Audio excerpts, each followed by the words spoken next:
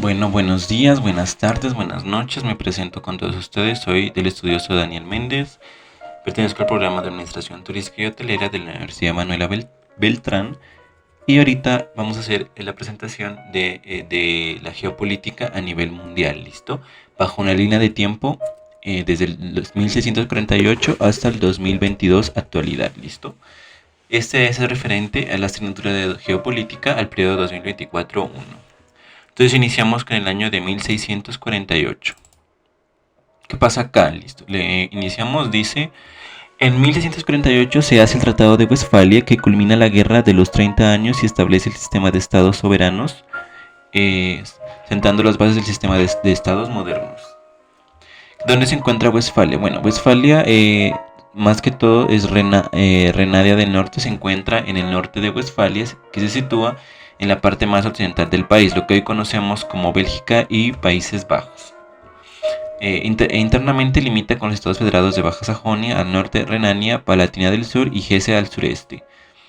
Podríamos decir que Westfalia está entre Bélgica y Países Bajos. Es una región al norte, ¿listo?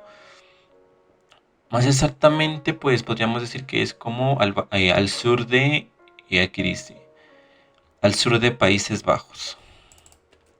Bueno, ¿qué es y qué consiste el Tratado de Westfalia? La paz de Westfalia supuso modificaciones en las bases del derecho internacional, con cambios importantes encaminados a lograr un equilibrio europeo que impidiera a unos estados imponerse a otros. Bajo los efectos de la paz de Westfalia se mantuvieron hasta las guerras y las revoluciones nacionalistas del siglo XIX.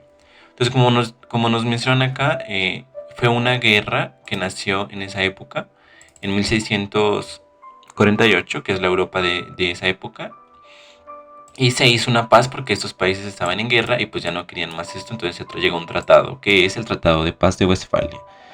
Se refiere a los dos tratados de paz conocidos como Osnabrück y Musir, firmados el 24 de octubre de 1648. Este último en la Sala de la Paz de Ayuntamiento de Musher en la región histórica de Westfalia, con los cuales finalizó la Guerra de los 30 años en Alemania y la Guerra de los 80 de esa época.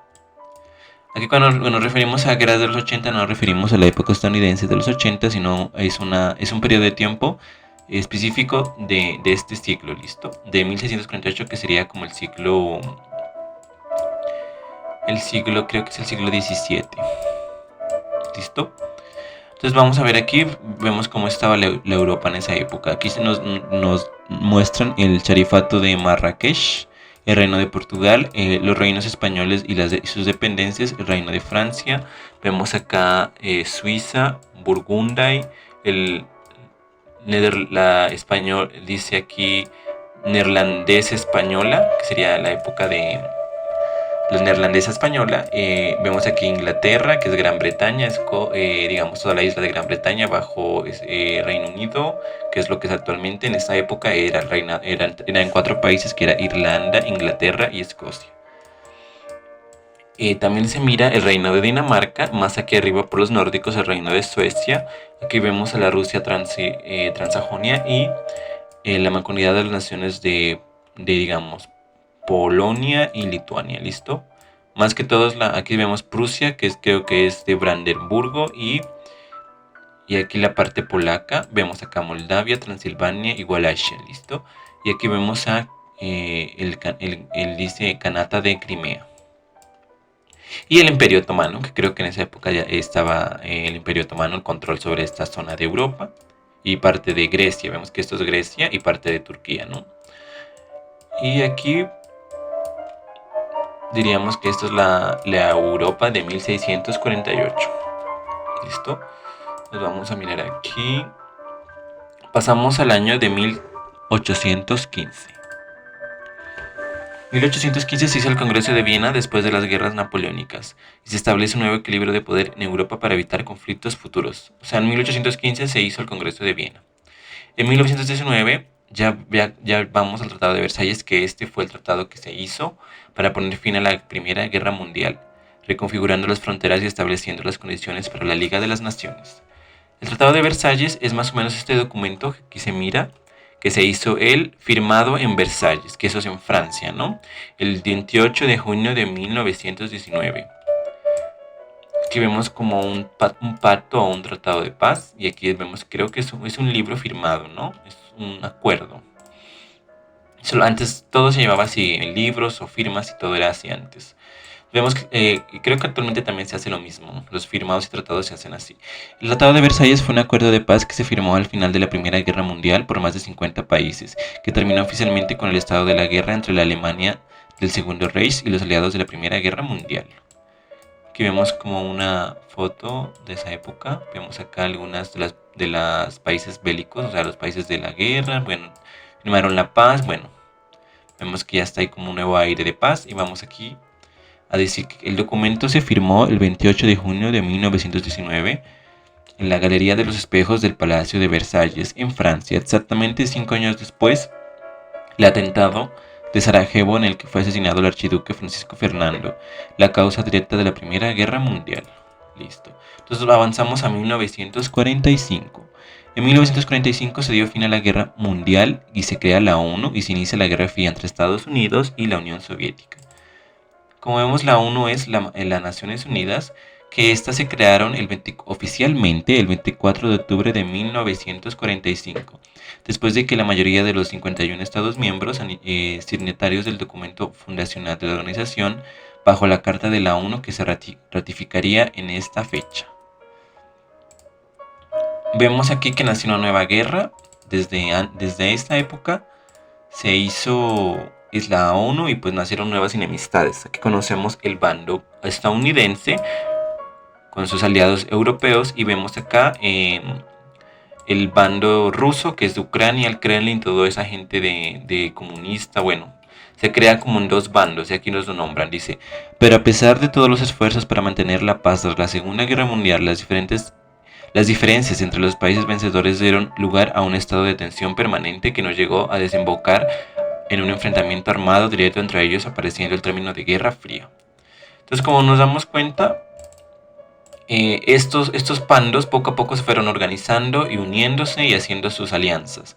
Junto con esto nace Estados Unidos, la OTAN, algunos países europeos salían con Estados Unidos, y Rusia, pues me imagino que ahorita ya sabrán que está aliado con países asiáticos como China, Rusia, algunos que otros, podríamos decir que Corea del Norte. Bueno, eso ya son, digamos, ideologías marxistas de esa época y ahorita que todavía se mantienen al día.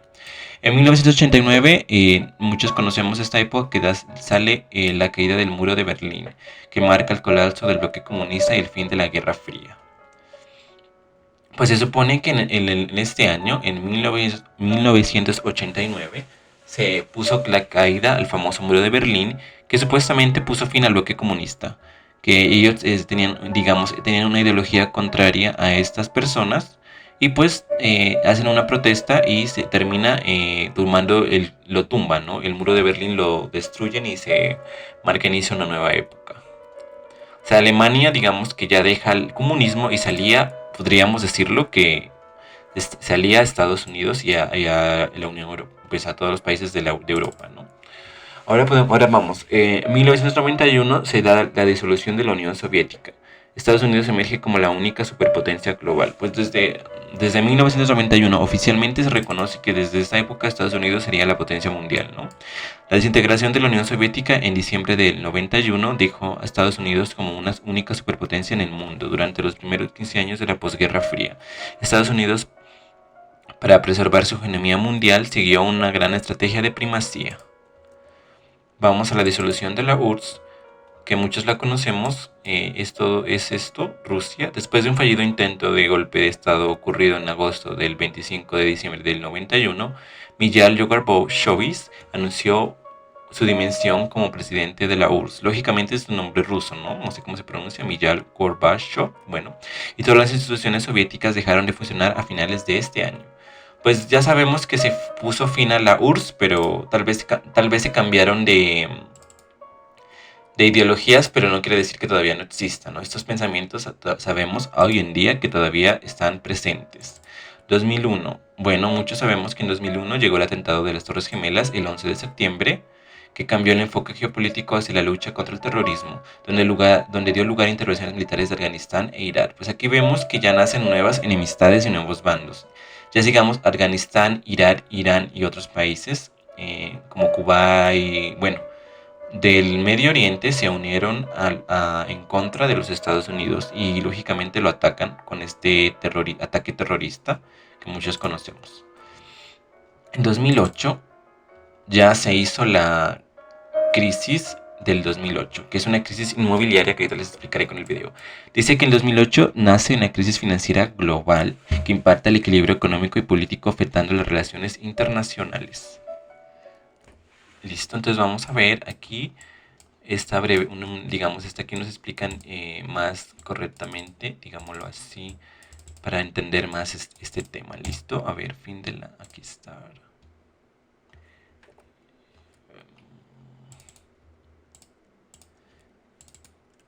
No, aquí esto, por aquí, a ver. Aquí iniciamos, listo. Ya pondremos atención a este video que nos explica el origen de la crisis del 2008. La crisis del 2008 ocurrida en Estados Unidos es recordada por su gravedad y sobre todo por su rápida propagación en todo el mundo. Lo que empezó como una bonanza terminó en la quiebra de bancos muy importantes.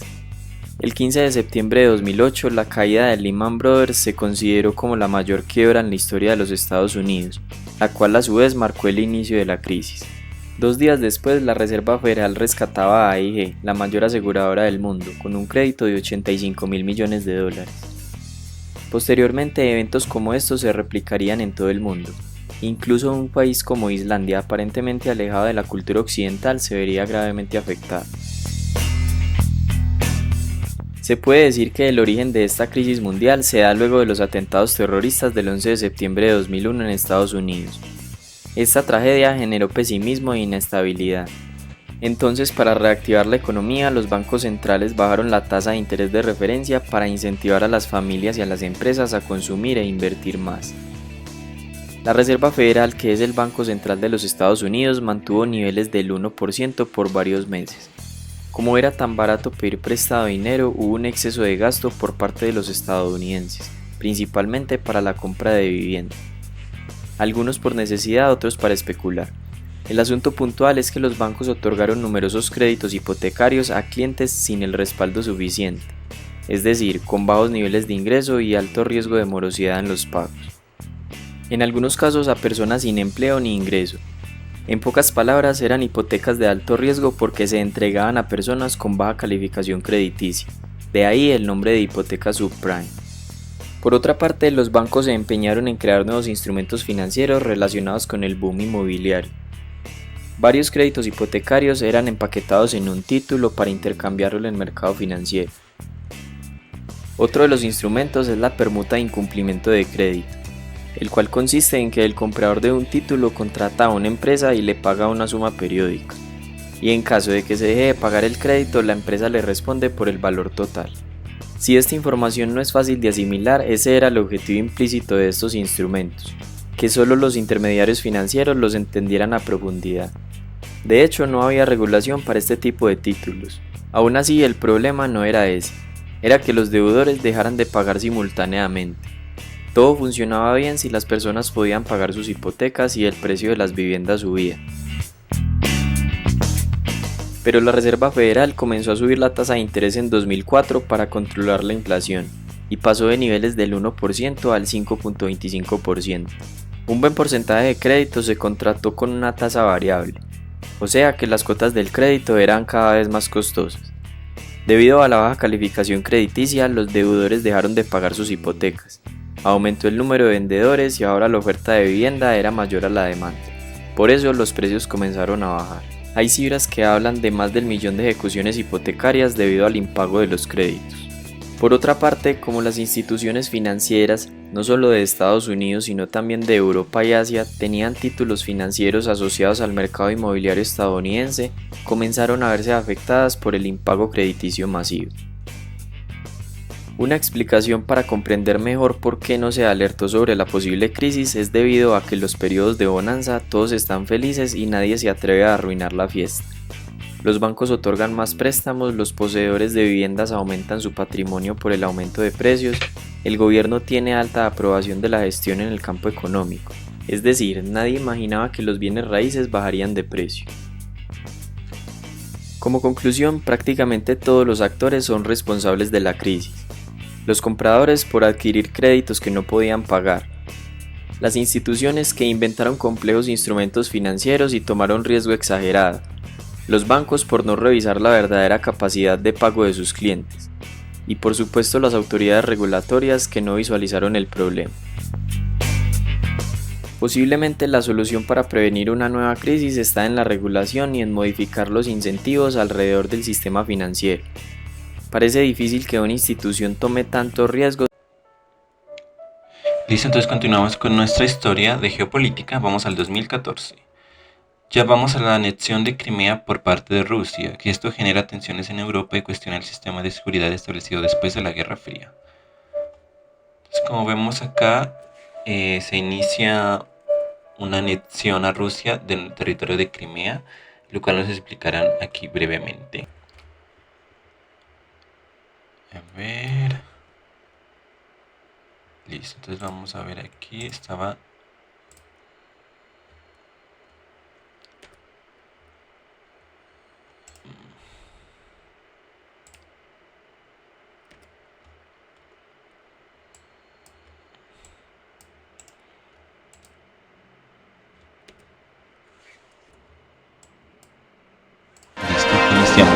Rusia formaliza la anexión de Crimea.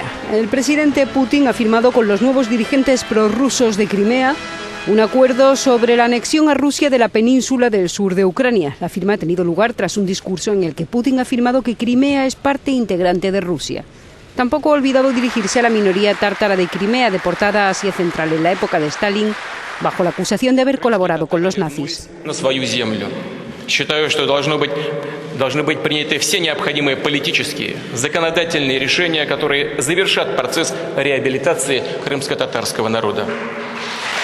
Ante las dos cámaras del Parlamento, Putin ha pronunciado un discurso de 47 minutos con tintes patrióticos, cuajado de reproches a Occidente y de agradecimientos a otras potencias internacionales.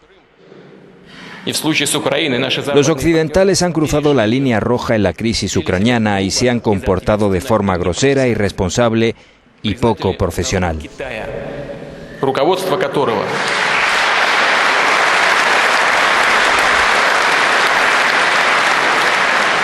Estamos agradecidos al pueblo chino, cuyo gobierno veía y ve la situación en Crimea y en Ucrania en toda su complejidad histórica y política.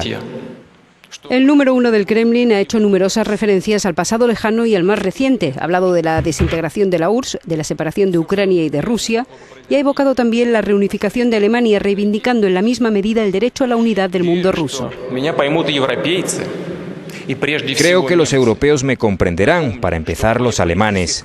Quiero recordarles que durante las consultas políticas sobre la reunificación de las dos Alemanias, representantes de ciertos países aliados no apoyaron la idea de la reunificación. En cambio, nuestro país apoyó el deseo sincero e incontenible de los alemanes a la reunificación nacional.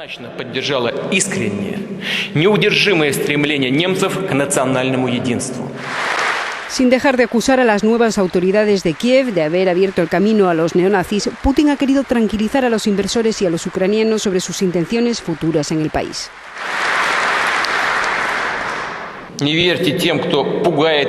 No creáis a quienes dicen que hay que temer a Rusia, que después de Crimea vendrán otras regiones. No queremos la escisión de Ucrania, no la necesitamos. Crimea siempre ha sido y será rusa, ucraniana y tártara. La anexión de territorios pertenecientes a otro país no tiene precedentes desde el final de la Segunda Guerra Mundial. El acta de incorporación de Crimea a la Federación Rusa tiene efecto inmediato. La ratificación del Parlamento ruso es solo un trámite para el que aún no hay fecha programada. Bueno, ahí ya nos explicaron qué fue lo que fue la anexión de Crimea a Rusia. Y ya continuamos en el año 2020. Ya este año se conoce a nivel mundial como la pandemia de COVID-19. Resalta la interconexión global y la importancia de la cooperación internacional en temas de salud y seguridad. Entonces vemos que aquí ya nace la historia del COVID, la pandemia, todo eso. La historia ya nos enseñan aquí ya nos van explicando a qué se referencia el COVID-19. Entonces aquí ya nos explican. En diciembre de 2019 se detectó por primera vez un grupo de casos de una neumonía de origen desconocido. La causa fue un nuevo virus de la familia de los coronavirus que suelen generar infecciones respiratorias. La enfermedad que este coronavirus causa ahora se denomina COVID-19. Desde entonces, el número de personas afectadas y los países con brotes de COVID-19 se han multiplicado a gran velocidad en todo el mundo. Por esta razón, se ha caracterizado a la COVID-19 como una pandemia. La Organización Panamericana de la Salud está dando recomendaciones a los países de las Américas que se enfocan en detener la propagación de la COVID-19 y en salvar vidas.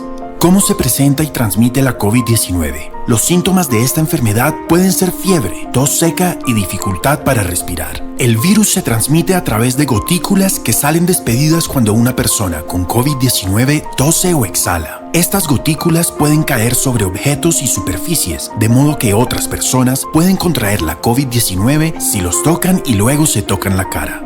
¿Cómo evitamos la transmisión del virus? Las personas pueden adoptar una serie de prácticas de higiene estándar para protegerse contra la infección y así evitar propagar el virus. Todos debemos realizar la higiene de manos regularmente con agua y jabón o con gel a base de alcohol. Cubrirnos la boca y la nariz al toser o estornudar con un pañuelo desechable o con la parte interna del codo flexionado. Evitar tocarnos la cara. Evitar el contacto cercano con aquellos que presentan síntomas. Usar mascarillas si tienen síntomas como la tos o fiebre. Es importante mantener la distancia de por lo menos 1 metro de otra persona. Quedarse en casa si tienes los síntomas de la COVID-19. Si te sientes mal, busca atención médica, pero llama primero por teléfono. Cada persona en cada comunidad debe hacer su parte para protegerse, proteger a sus seres queridos y a los más vulnerables, y así evitar que la COVID-19 se disemine. Hoy estamos mejor preparados que hace 10 años. Hemos aprendido lecciones de pandemias y epidemias anteriores. Juntos podemos superar esta emergencia de salud pública. Visita nuestro sitio web para obtener información actualizada: www.pajo.org/coronavirus. Listo, esto sería la pandemia del COVID en el 2020 y el 2019, entonces ya vamos ahorita a la actualidad. Actualidad sería: la vida después de la pandemia de COVID-19 se caracteriza por cambios significativos en varios aspectos. La adaptación a lo nuevo normal, entre comillas, con prácticas como el distanciamiento social, persistirá. La transformación digital se mantendrá con un mayor énfasis en la salud pública y la resiliencia individual y comunitaria. Las consecuencias económicas a largo plazo persistirán y nuevos modelos de trabajo como el remoto se consolidarán y bajo la innovación y la colaboración científica continuarán, al igual que el refuerzo de la cooperación internacional para abordar desafíos globales. La situación es dinámica y puede variar según la región y las acciones tomadas a nivel local e internacional. Pues esto sería una vida post pandemia, o sea, lo que estamos viviendo ahora del 2022 hasta la actualidad, y vemos la guerra entre Rusia y Ucrania, ese nuevo conflicto que actualmente estamos viviendo y que está viviendo los países del hemisferio norte, como son Estados Unidos, la OTAN, Rusia y aliados. Igualmente China, Rusia, Estados Unidos con sus aliados. Entonces vamos a mirar.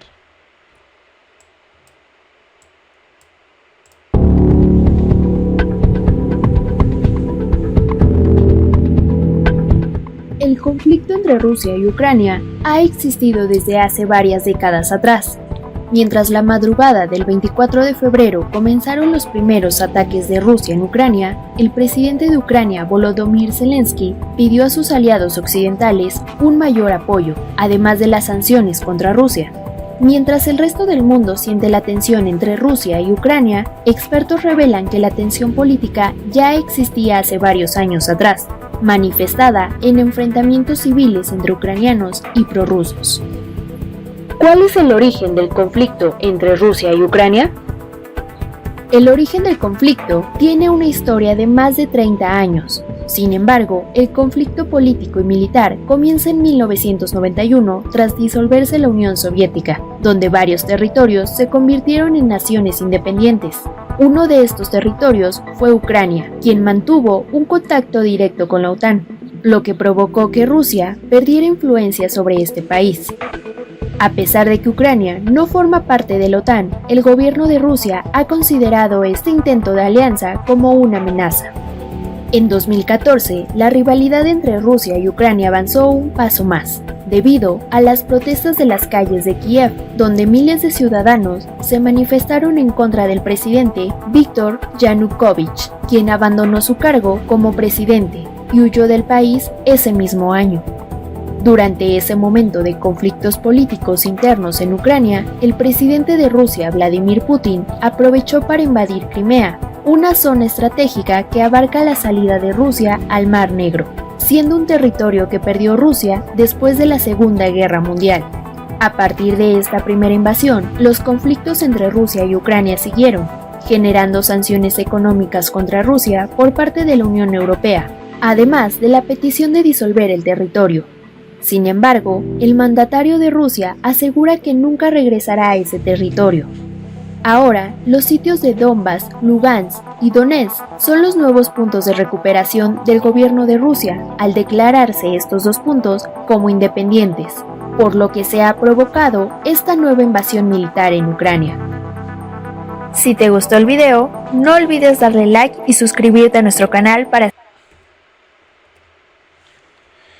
Listo, mi querida audiencia, con eso damos finalización a esta breve explicación y ya espero que hayan entendido y ya nos vemos en la próxima.